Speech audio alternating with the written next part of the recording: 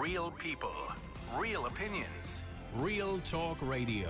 The multi-award winning Niall Boylan Show. Ireland's classic hits. Whether you know it or not, it is Menopause Awareness Month. And we often try to highlight menopause in this show since historically it is not a topic that's covered enough. And thankfully that's changing. This weekend there is a menopause summit out in Dunleary. And we recently had someone on to tell us all about it. I think, there's still tickets to get for that actually if you want to go along to it. Because it's always a great topic of interest. We decided tonight to invite an expert from across the pond to chat with us and share their expertise. Dr Shahzadi Harper leads the Harper Clinic in London, and this is a dedicated menopause clinic. And she joins me on the line. Good evening to you. Hi, hello. And Thanks for I'm inviting absolutely sure I've mispronounced your name, and I do apologise. Shahzadi, is it? It is Shahzadi. It's Shahzadi, Dr. Shahzadi Harper, Okay. yes. I do apologise. Almost right. Now, menopause is something we talk about on the show. Yeah. And the thing about it is, it's not just about women, because it's about men too, because every man has a woman in their lives. Well, most men will have a woman in their lives. Yeah. And they have to understand or have an understanding of menopause and why it happens, what to expect, and what to let slide, if you know what I mean. Yeah, So yeah. I suppose for all of us, the menopause usually happens, between 45 and 53-ish, 54? When is the average age? I mean, you're quite well informed there, yeah. And the average is 51, the average age of menopause. And menopause is when your periods are finally ended, and that's because, your ovaries, which produce your female sex hormones, have started to decline in function, and the hormones estrogen and progesterone, and a third hormone, testosterone, but mainly estrogen and progesterone, start to decline. Your periods start to become more and more spaced out. You're no longer ovulating. It signifies the end of your reproductive life. And you can say that you've gone through menopause when you've had 12 months without a period. And the reason why you get so many symptoms that we hear about, the typical ones being hot flushes and mood changes, but there are so many more, is because of that fluctuating level and decline of hormones. So it is very much a biochemical and physiological process that's going on in a woman's body. It's not just something she's making up in her head. Oh, I know. I'm married to a 50-year-old woman. I know exactly. So I'm kind of used to the symptoms, and I suppose we all have to be. And this comes, again, I say it for men and women. So normally the earlier stages, I assume, is called perimenopause. This is where I suppose the periods stop first or start to become irregular. Yes. Yeah, so perimenopause is that stage before menopause, and that can start sort of 10 years or so beforehand. So that could even start in your late 30s. Many women may have babies, in their late 30s, early 40s, and go straight into perimenopause. And so, yes, very much so that's when symptoms start, and that is the stage before menopause. So, yeah, absolutely. Okay. So the first signs for a woman who's, say, 45 years of age, and she thinks she might be going to perimenopause, I suppose, are irregular periods. But the other signs then would be, I suppose, everybody talks about the hot flashes or flushes. Some people call them flashes, some call them flushes. Yeah. But does that happen to everybody, or is that just a large percentage of women? It's a large, about 60 to 70% of women have what we call vasomotor symptoms, which is hot flashes, night sweats, and those are the ones that we typically associate. But also about 60% of women will get symptoms like joint pains, also things like anxiety, mood changes, because estrogen, the hormone estrogen, is what we would call a neuromodulator, so it affects our brain function. Many women may experience things like brain fog, memory changes, to the point that sometimes they worry that they're getting, early Alzheimer's or dementia. And, there are many other sort of changes as well that women notice to their metabolism, things like they're gaining weight, they're gaining, their waistline starts to expand. Also, things like vulvovaginal changes, so vaginal dryness, loss of libido, loss of energy, feeling tired. So are all these things are controlled by those three main hormones? I suppose you mentioned progesterone, estrogen, and testosterone. And obviously, men produce a lot more testosterone than women, but they do produce a small amount of testosterone too, which gives them their libido and that bit of energy in their life. And the progesterone, I assume, is replaced usually if somebody has a coil in. So Let's move on quickly, I suppose, to HRT, which for many women has been a lifesaver. There was information put out going back about 20 years ago, which scared a lot of women and scared a lot of doctors for prescribing HRT. Yes, But that yes. information turned out to be false. In other words, it turned out to be the way the research was done on it was incorrect. So we do now know, unless you already have breast cancer or you're susceptible to it, Yeah. it's unlikely that there would be serious side effects to HRT. Yeah, I mean, hormone replacement therapy. Nowadays, we have much safer versions, what we call body identical, which are chemically similar to the natural hormones our body would produce. We have safer methods of prescribing them, transdermal, i.e., through the skin for the slightly higher risk groups. And we know that, prescribing, we know that the guidelines also say that, for those symptoms, like those vasomotor symptoms, that actually HRT should be the first line of treatment. Again, similarly, for things like mood changes that occur during the perimenopause and menopause and transition, that actually HRT should be the first line of treatment unless it's contraindicated. So yes, very much, we now know the evidence, the science behind it is that on the whole, for most women, the benefits of HRT outweigh the negatives. And it's also going to have longer term benefits like helping to reduce risks of fractures, like, for example, osteoporosis. We know it can be positive towards metabolism and heart health and brain health. So I think it's important to recognize that, for most women, there are many more benefits when it comes to hormone replacement therapy than negative. But we have to weigh up each woman's individual risks versus her benefits. Okay, the other thing as well is there was research in the paper today over here in relation to relationships and how something like 60% of relationships were badly affected by women in their menopause. And also, by the way, coincidentally, more women will ask for a divorce than men, and it's usually around the age of menopause. Now, maybe that's just that they go through a midlife crisis apart from anything else. But in saying that, it can have a devastating effect on a relationship because of the loss of libido or because of mood swings, as you mentioned earlier on. Yeah. So, we all have to have a level of understanding, I suppose, that sometimes your wife or your partner may be slightly irrational in her thoughts and moods. Yeah, well, very much it affects, it has a ripple effect on relationships. And as you just said, we know that the highest percentage of divorces are in that 45 to 54-year-old age group, as is depression. And so we know that it has, I often call it double pause or couple pause, because it very much affects those people around you, your husband, your partner, and also, working relationships. So it has a huge impact, and it's important for partners, and for the men in their lives to understand that there is a chemical process going on, to be patient, be understanding, and also for them to educate themselves and become aware of what's going on and work through this together.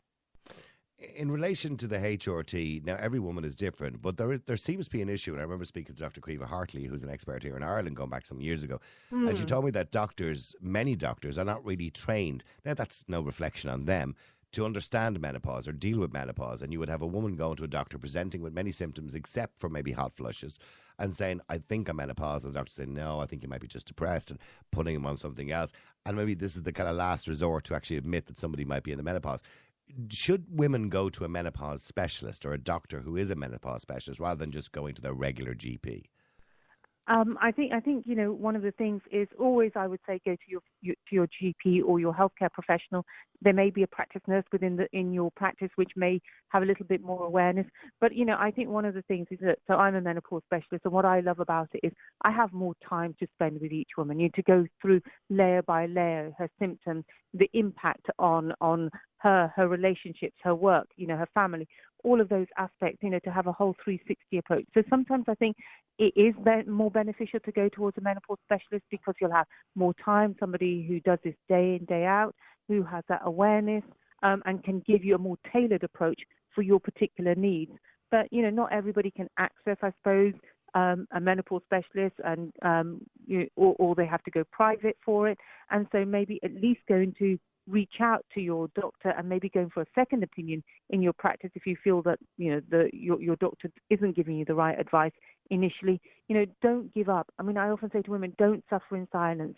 This is not going on in your head. Do seek out help, because there are lots of help that you can get out there.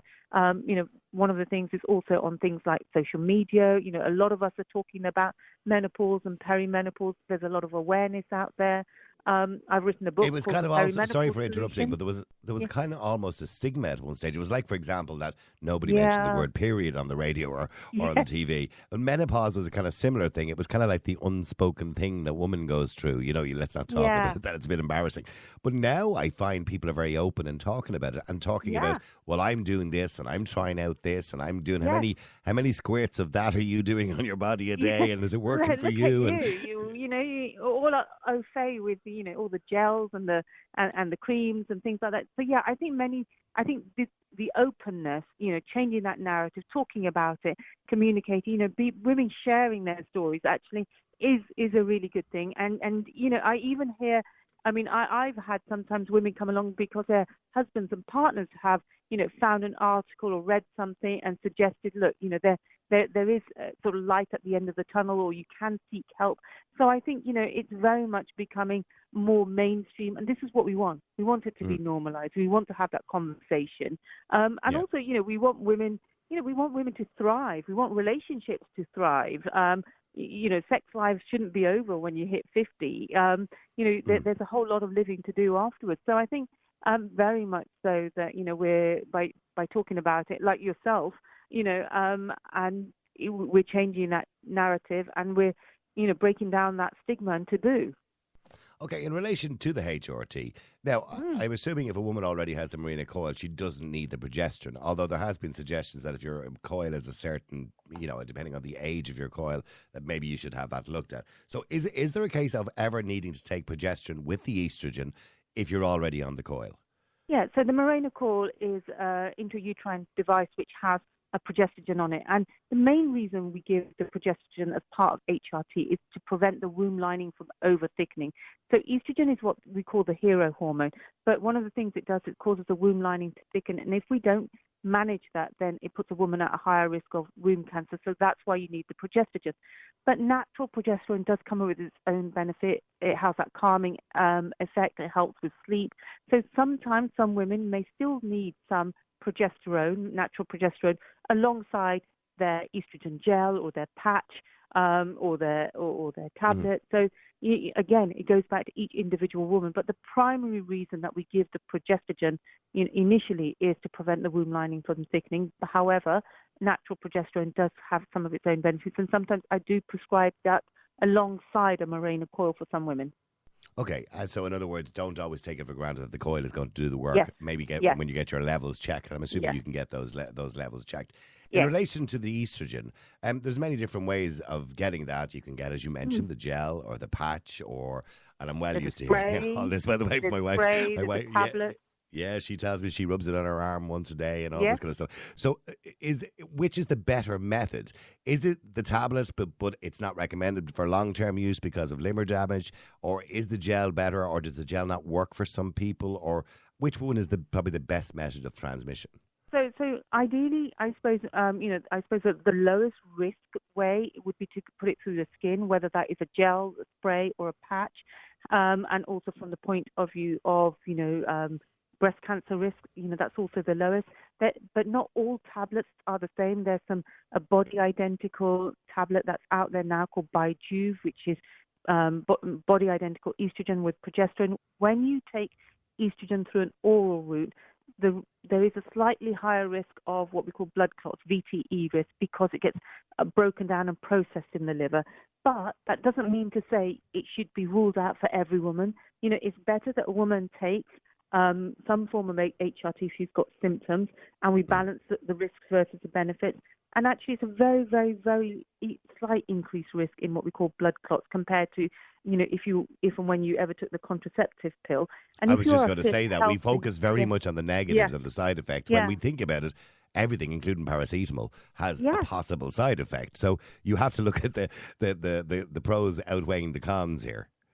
And if you're a fit, healthy woman who's a normal body weight, who's a non-smoker, then there's very little risk. However, if you happen to be a woman who's overweight, who's a smoker, then I wouldn't choose to put you on an oral version of estrogen. I'd rather put you on the patch or the gel or the spray, something that goes through the skin and bypasses the liver. So I'm not anti-tablets at all. It just very much depends on which woman, and some women, who may have young children may not want to be rubbing on the gel and then thinking, I've got to wash my hands and I've got to avoid making sure that my child doesn't touch me or where I've rubbed my gel in or anything like that. Or so it can be very much about her lifestyle, what fits in and what she's gonna what fits lifestyle and what she's going to be compliant with. And how long, when a woman starts to take the HRT, so like she's in the throes of symptoms, she's getting the aches and the pains, she's getting the anxiety, she's getting the depression, the mood swings and the hot flashes, and the doctor recommends this, how long does it take to kick in, so to speak? For some women it can be a matter of days. Usually I say, at least within 2 weeks you should notice a difference. After 4 weeks more, and then it can build up. I would give it each form of HRT 3 months before we change to a different form. And you asked the question, why would somebody maybe change from a gel to a patch? Sometimes, because we're all different as women, some women may not absorb the gel as well. They may not be rubbing it in properly, so we then may change her over to a patch, or a different version of HRT at a later point. But I'd always give it 3 months. But usually women notice a difference pretty quickly in symptoms, particularly symptoms like hot flushes, sweats, sleep. And okay, so let's get on to the golden fleece of the whole thing. Davina McCall made a huge difference going back a couple of years. I think it was last year actually when she put up a post in relation to testosterone, which seemingly there was a 600% increase in the demand for testosterone after she did that. But here's the thing: if men needed something, we would research it, we would have it licensed, and it would be on the market within a year. Yet we're still using testosterone for women off license. In other words, it's only been licensed for men by the FDA and everybody else. So why are we at a point now where testosterone, which does help women, particularly in relation to libido and energy, why are we at a point where we're still saying, we can't really give you that, and and doctors are slow to recommend it, and and from what I've spoken to women in relation to this, those rare side effects that happen just don't happen too often. In other words, the benefits outweigh the cons. Why are we so slow? I think the problem is it goes back to gender health inequalities and just gender inequality. Actually, the fact is, why is it that women's health, and especially midlife health and beyond, why has there not been investment in research? And why is it that we don't know more? We don't have the clinical trials sort of to back up that research. And yet the National Institute of Clinical Excellence, it does state very clearly in it that testosterone should be prescribed for women with low libido, once they've gone on to estrogen and progesterone HRT.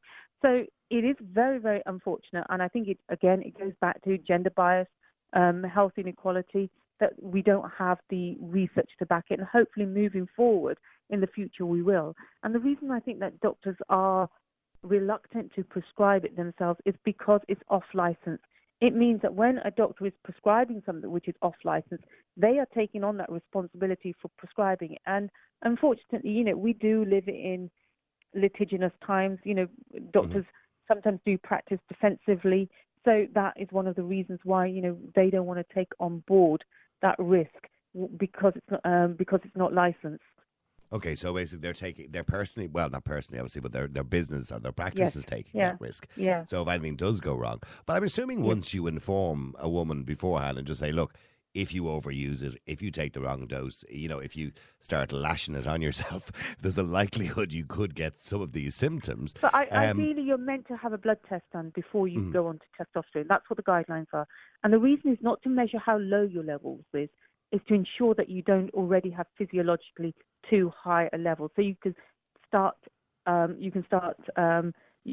prescribing it, or you can prescribe it in a safe dose, knowing that she has not already got a level which is too high to start at. And so you start off on a very low dose. You know what the pre-treatment levels are, and the side effects are things like the things that people worry about going on to testosterone, like getting growing hair in, like a moustache or beard or deep voice, or getting things like, hair thinning, or even what we call clitoromegaly, enlargement of the clitoris, are very, very, very rare because, we've measured the levels beforehand and we know that the levels aren't already too high to start the treatment, and we're not going in at a super high dose. So, most women shouldn't get any side effects. Sometimes the side effects they do get is maybe a little bit of excess hair growth, maybe some spots or greasy skin when they first start out, but they shouldn't be getting more of those major side effects like thinning hair or, a deep voice or, a lot of, sort of excess body hair and things like sort of clitoromegaly. So things like that shouldn't happen if we're prescribing safely and we've done blood tests beforehand. Yeah, because of course you're not giving women the same dose that would be given No, to, say, not a at man all. who's gone through the andropause. You would be giving No. a much lower dose. Very much lower, yes. Okay, I've loads of questions, by the way, coming in here if you're interested in answering one or two of them just before we finish up with you. And I want to talk about your book as well. My wife is like a different person. Our relationship has totally changed. I don't know what to do. What does she recommend? Okay, I think what he's trying to suggest is that his wife has completely changed because she's gone through the menopause. And here's the thing. Do many women go through denial where they just don't want to admit it? I think some women, because of what we've been told before in the past, think, oh, this can't possibly be happening to me, I'm too young. So there are a lot of menopause deniers.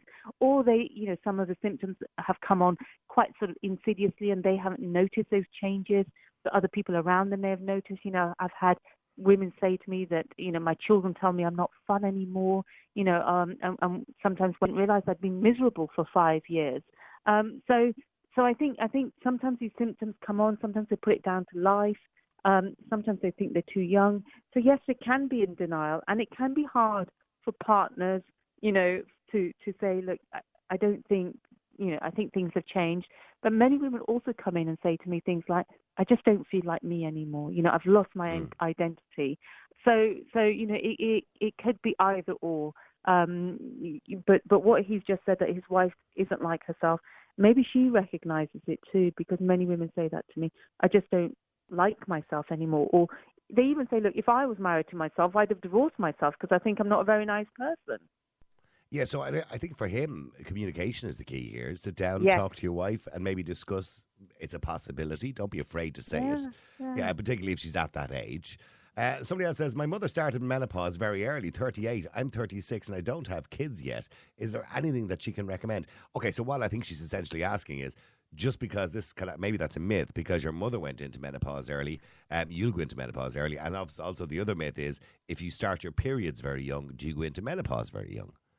So if your family member, your mother, your grandmother went through an earlier menopause, there can be a genetic predisposition. So you may be at a higher risk of going through an earlier menopause.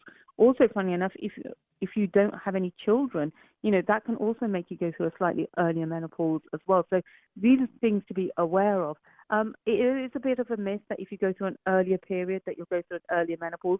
That bit I will, sort of say no to. But the mum going through an earlier menopause, potentially, yes, it may run in families. Mm-hmm. Okay, somebody says, I'm 48 years of age and I've totally lost all my sex drive. I'm devastated. Someone has recommended maca powder. Is this my life now? Okay, so I've heard of maca powder before being recommended. It's a root, I think, isn't it? It is a route, and historically it has meant to help a little bit with energy and with libido. The other thing I just want to sort of say when it comes to libido is that there are also physical changes sometimes women experience, like vaginal dryness and having some local vaginal estrogen, which is safe for most women, even those who've had breast cancer, can be a godsend, can be a game changer, especially if sex is painful and uncomfortable. And what I will say to some women, who are feeling that, is this as good as it's going to get, is no. There is help, there is treatment out there. It is possible to get your libido back, or I wouldn't give up. I would really definitely go and seek some help. Life's not over. This is something I really, really want to share with women, that things can get better. Speaking of that, somebody's just texted and said, I'm 9 years going through this. When will it stop? So, okay, so is there an end to menopause, or is it just a fact of life that you're always going to have to be on HRT or hormone replacement therapy? So is there an end to menopause? So when women go on to hormone replacement therapy, often I ask, well, is it for 5 years? Is it for 10 years? For how long? there's no reason to come off it. We know that women feel much better on it. There are lots of positive health benefits for being on it. One may just need to have your dose tweaked and changed as we get older. Yes, there is an element of aging and acceptance of that. However, you can feel much, much better and have a strong sense of well-being and positivity, through to your 80s and 90s. And I have some patients who are in their 80s who are on HRT who would never want to give it up because it gives them that sense of vitality and energy. So I would say, if someone said, well, should I come off it? I'd say, why do you want to come off it?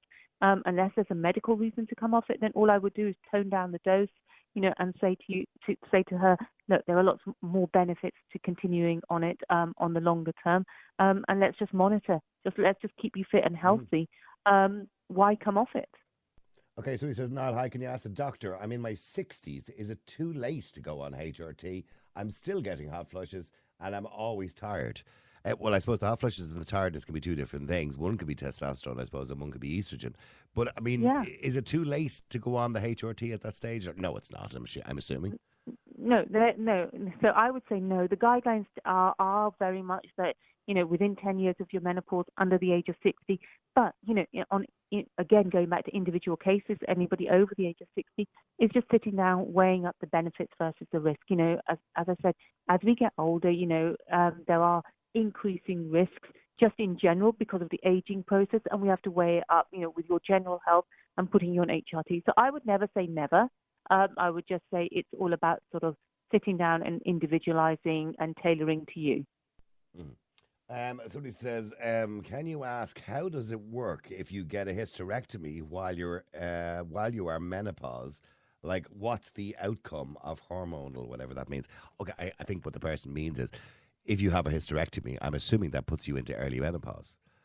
Well, it depends. If you have your ovaries taken out, then that means that plunges you into what we call the surgical menopause. If you just have a hysterectomy, which is having your womb removed, it may accelerate the process a little bit for you to get to menopause because of the trauma of having major surgery. But going back to what you had asked me earlier about HRT and progesterone and, whether we need it or not, technically, if a woman has her womb removed, she doesn't need to have the progesterone or progestogen component of the HRT because we're no longer, cells, womb cells out, before, from the point of view of sleep, just from the benefits of natural progesterone, sometimes that can still help women even if they don't have a womb. So technically, a woman who's had a hysterectomy doesn't need to have a progestogen component of her HRT. Well, look, but she can still have the estrogen, she can still have the testosterone. It's been so interesting talking to you. And by the way, I know you have a book out, but you need to tell me about it yourself because it's not in my notes. I do apologise. So you do have a book, don't you? Yeah, no, it's called The Perimenopause Solution. And it's really just to help women to raise awareness, at an earlier stage. But it really is a guidebook for perimenopause, menopause and postmenopause. And it's available from Amazon. And I really do hope that this has helped a lot of women just chatting through this. And I have to say, you've been amazing, in the sense that knowing one of the sort of fewer men that I've come across who seems to know just as much as I do. I don't think I'll go into the business myself. If anybody wants to make an appointment with me, what was it? Somebody funnily said to me many years ago, I'm not a gynecologist, but I'll have a good look at it for you. So The Perimenopausal Solution is the name of the book. It's available on Amazon. Dr Shahzadi Harper, listen, thank you very much indeed, and I appreciate you coming on the air. Thank you. Don't forget, by the way, thank you. Don't forget, by the way, there are tickets, as far as I know, still available. And they're available for the, this is the menopause, the summit, which is out in Dunleary. If you do quick Google search for it, I'm sure you'll find it. Okay, so there are tickets still available for that if people are very interested. There'll be some speakers, and I think actually Caoimhe Hartley will be there, who's one of the senior, I suppose, people involved in menopause in Ireland, and she knows quite a lot about it. And I have to say, listening to Shahzadi Harper there, it's quite clear she knows an awful lot about it. Again, I will recommend, and I've said it in the past, that if you feel your doctor is not taking you seriously enough, or you feel your doctor is not recommending everything that they should be recommending based on what other people have been recommended and making them feel better, and you think you can do better, get a second opinion. Always get a second opinion. You may be going to a doctor who doesn't know a lot about menopause, and that's no harm to them because they, when you're a GP, you can't learn about every single thing or every facet of the human body. there is so much to learn, particularly when it comes to women's bodies. Women's bodies are a lot more complicated than men's. Well, at least we like to think so anyway. And by the way, can I mention too, because we did mention this a few weeks ago, and I don't want to be ignorant of this, there is a male menopause too. It's called an andropause. It's not quite the same thing, but it does mean that men, as they get older, their hormone levels drop. And if you feel as a man, for example, that your libido is dropping or that your energy levels are dropping or that you're in a bad mood all the time or you're having mood swings and mood changes, it's exactly the same thing. We just have slightly different hormones and different levels. Go to your doctor, have a blood test. But when you go for the blood test, you must request that they test your hormone levels, including your testosterone levels, etc., etc. And indeed, if your testosterone levels are low, or indeed any of your levels are low, they can also prescribe HRT for you too. So it's not just a female thing, although obviously we talk about it more in relation to female because it has a much bigger effect on women than it does on men. So it's important that we all do what we can to live the rest of our lives happily. Because here's the thing.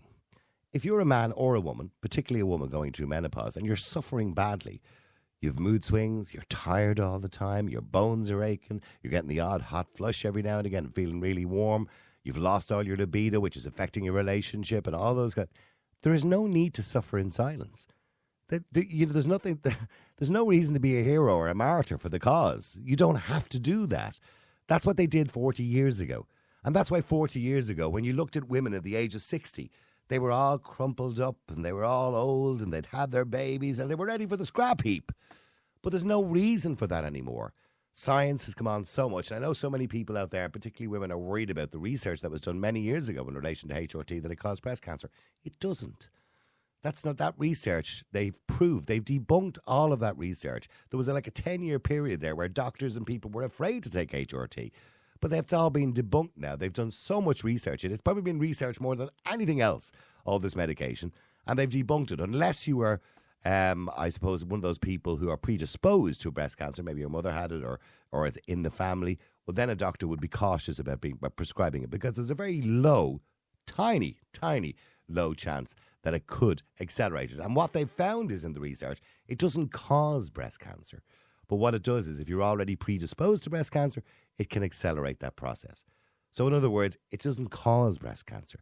And that was the fear going back 30 years ago when they first brought out this research, which turned out to be incorrect.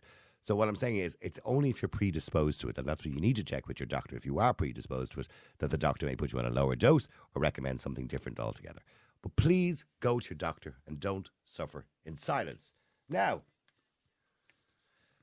sorry, I have to read out a text, have I? Where is it? Oh, okay, I was told to read out a text here. Hang on, I'll find it now. Hang on. All right. Hi, Niall. My wife has been going through perimenopause for 3 or 4 years. She did nothing about it to treat it. She had a mental breakdown late last year. She thinks she had a spiritual awakening.